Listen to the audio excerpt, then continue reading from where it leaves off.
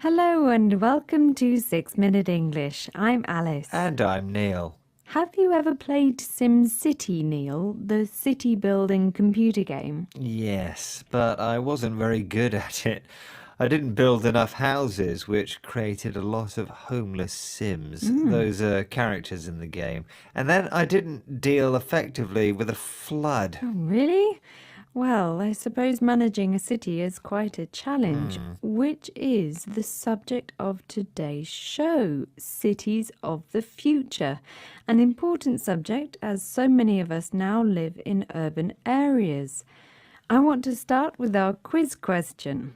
What is the percentage of the world's population that will be living in cities in 2050? We are dealing with approximates here.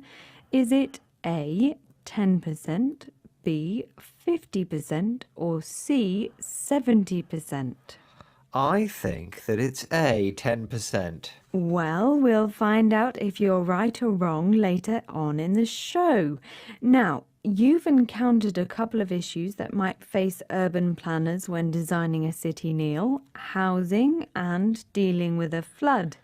Can you think of any others? Yes, having decent cycle lanes, good transport networks are very important. Yes, indeed. And if people could get around easily on foot or by bike or by public transport, roads would be less congested or overcrowded and less polluted. That sounds rather utopian to me, though. A utopia is an imaginary place where everything is perfect. But Copenhagen is pretty utopian, Alice. The air is clean. There are bike lanes everywhere. Oh, that sounds fantastic. But what about somewhere like Beijing with its constant smog or air pollution hanging over the city? A lot of people ride bikes there too. So, which city is going to be the model for the future? Maybe like the future Los Angeles in the movie Blade Runner. You know, glittering high rises, gigantic neon billboards, flying cars. Well, today's Los Angeles has terrible urban sprawl and traffic problems. Urban sprawl is the way a city spreads into undeveloped land around it, often without planning permission. Dr. Janice Perlman can explain why this happens. She is the founder and president of the Megacities Project non-profit organization in Rio de Janeiro and knows a lot about urban sprawl in Brazilian cities. People are coming massively into the cities which have no housing that's affordable to them. So they can't rent and they can't buy, and they end up building their own communities and houses on unoccupied land. And these communities are becoming, in some places, the majority, not the minority. And they're off the grid, so they're not often serviced by either the social services, but also many of them don't have water, sanitation, and electricity. People migrate or move from the countryside to the city to get better opportunities, but end up with nowhere to live. So they build their own housing on unoccupied land. These shanty towns, poor communities where the houses are built out of cheap materials like corrugated iron and plastic sheeting, are often off the grid. Which means they don't have an electricity or water supply or access to health care and education. And these communities are growing, so the problem's getting bigger. So are there any solutions, Alice? Well, it's all about improving the infrastructure. That's the basic facilities a town or city needs. For example, communication, transport, water, and electricity. But this shouldn't only mean improving housing conditions, but also promoting education and employment among the inhabitants and building better communities. That sounds like a real headache for the urban planners. You're right there.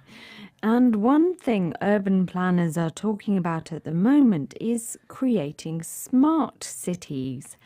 John Rossant, founder and chairman of the non-profit organisation New Cities Foundation, explains what it is.